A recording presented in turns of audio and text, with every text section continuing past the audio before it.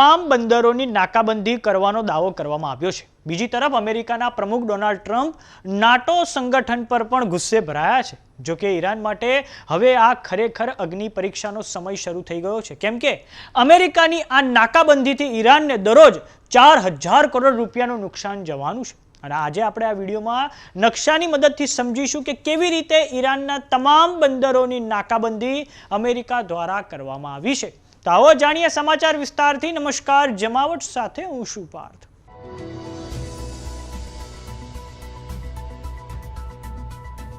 જેવી રીતે ઈરાને state of હોર્મુઝનો ઉપયોગ કરીને ખાડી દેશોની સામે એક પ્રકારનું ઇકોનોમિક વોરફેર શરૂ કરી દીધું છે, તેમ હવે અમેરિકાએ પણ ઈરાનના અર્થતંત્રને હચમચાવવાનું શરૂ કરી દીધું છે. અમેરિકાના સેન્ટ્રલ કમાન્ડ દ્વારા દાવો કરવામાં આવ્યો છે કે ઈરાનના તમામ બંદરોની નાકાબંધી સફળતાપૂર્વક પૂરી કરવામાં આવી છે. આ નાકાબંધીના લીધે મિડલ ઈસ્ટના સમુદ્રમાં અમેરિકાનું પ્રભુત્વ યથાવત છે. ઈરાનનો 90% જેટલો વ્યાપાર આ સમુદ્રના માધ્યમથી, જે સમુદ્રના કાંઠે જે બંદરો આવેલા છે તેના થકી જ થાય છે. પાછલા માત્ર 36 કલાકની અંદર ઈરાનની દરિયાઈ માર્ગે થતી તમામ ગતિવિધિઓ, જેટલી પણ આર્થિક ગતિવિધિઓ હતી, જેટલા વ્યાપાર હતા, તે તમામને રોકી દેવામાં આવી છે. હવે દર્શક મિત્રો, આપણે એક સરળ ભાષામાં સમજીએ કે આ નાકાબંધી છે શું. તો નાકાબંધીનો સામાન્ય ભાષામાં મતલબ થાય છે કે ઈરાનના આ બંદરો થકી ના કોઈ માલ સામાન બહાર જશે, ના કોઈ માલ સામાન બહારથી આવશે. હવે આપણે નકશાની મદદથી સમજીએ દર્શક મિત્રો. તો આ પશ્ચિમ એશિયાનો મેપ છે. પશ્ચિમ એશિયામાં એક તરફ ઉપર આવેલું છે ઈરાન, નીચે એના દક્ષિણમાં આવેલું છે આ પર્શિયન ગલ્ફ. પર્શિયન ગલ્ફ અને ગલ્ફ ઓફ ઓમાનને જોડતું સૌથી મહત્વનું ચોક પોઈન્ટ એટલે સ્ટ્રેટ ઓફ હોર્મુઝ.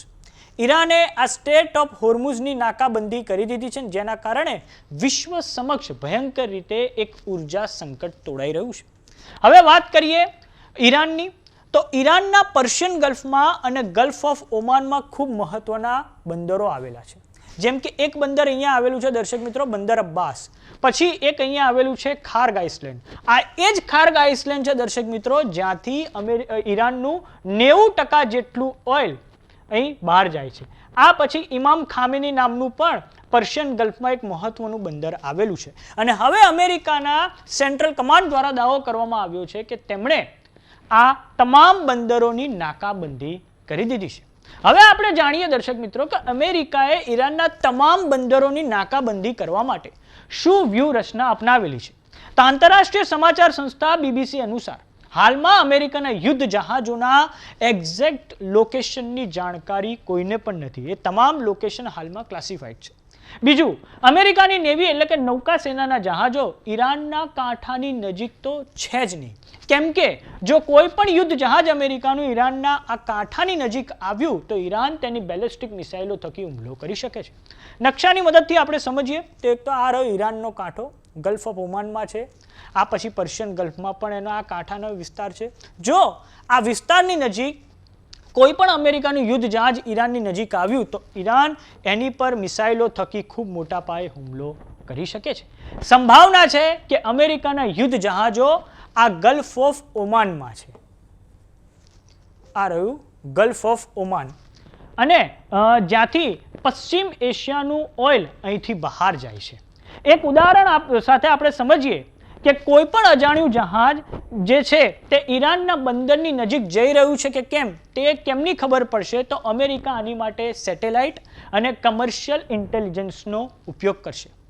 અમેરિકાના સેન્ટ્રલ કમાન્ડ દ્વારા સત્તાવાર માહિતી આપવામાં આવી છે કે હાલમાં અમેરિકાના 12 કરતાં વધારે જે નૌકા સેનાના જહાજો છે, આ ઉપરાંત 100 કરતાં વધારે જે લડાકુ વિમાનો છે અને સર્વેલન્સ એરક્રાફ્ટ છે, એ આ તમામ બંદરોની નાકાબંધીમાં લાગેલા છે.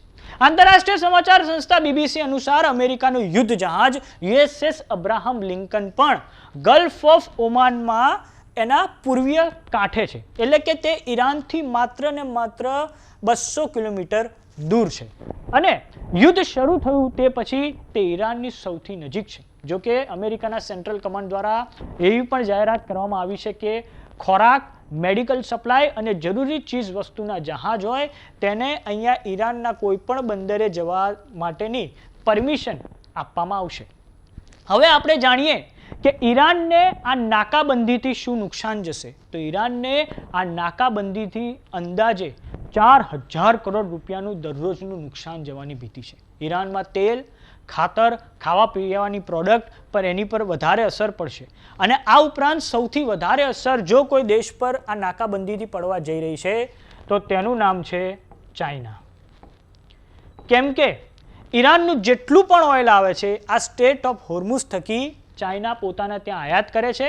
ચાઇના પોતાના ત્યાં 40થી 50% જેટલું ઈરાનિયન ઓઇલ એ પોતાના ત્યાં આયાત કરે છે. આ ઉપરાંત જે એલએનજી છે 30% કરતાં વધારે ઈરાનનું જેટલું પણ એલએનજી છે તે પણ ચાઇના જ લઈ જાય છે.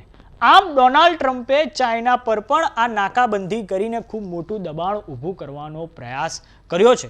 તો હવે જોવાનું એ રહે છે કે શું ડોનાલ્ડ ટ્રમ્પ તેમની આ સ્ટ્રેટેજીમાં સફળ થાય છે કે કેમ. આ અગાઉ પણ અમેરિકાએ આવી જ નાકાબંધીઓ કરેલી છે, જેમ કે ક્યુબા 1962માં જે ક્યુબન મિસાઇલ ક્રાઇસિસ થયા હતા તે વખતે પણ અમેરિકાએ આવી જ નાકાબંધી કરી દીધી હતી અને ક્યુબામાં કોઈ પણ પ્રકારની જે વસ્તુઓની જે આવાગમન હતું તે સંપૂર્ણપણે એને ક્વોરન્ટાઇન કરી દેવામાં આવ્યું હતું. તે વખતે જ્હોન એફ કેનેડી અમેરિકાના પ્રમુખ હતા અને તે વખતે સમગ્ર વિશ્વ સમક્ષ ત્રીજા વિશ્વયુદ્ધનું એક સંકટ પણ તોડાઈ રહ્યું હતું. ને હવે અમેરિકાએ આ ઈરાનના બંદરોની નાકાબંધી કરી દીધી છે.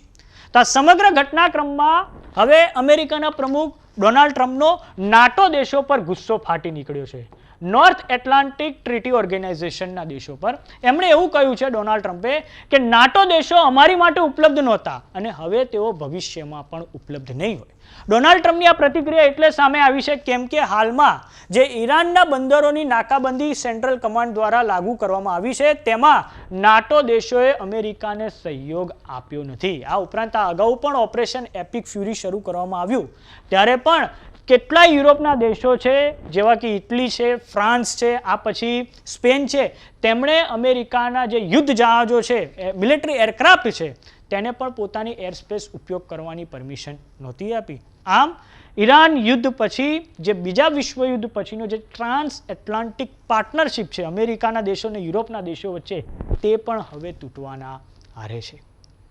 તો સમાચારોમાં અત્યારે બસ આટલું. જોતા રહો જમાવટ. જો તમે અમને યુટ્યુબ પર જોઈ રહ્યા તો સબસ્ક્રાઇબ કરો, જો તમે અમને ફેસબુક પર જોઈ રહ્યા તો ફોલો કરો. સાથે જ અમારી વોટ્સએપ ચેનલ આવી ગઈ છે, જોઈન કરવાનું ના ભૂલતા. નમસ્કાર.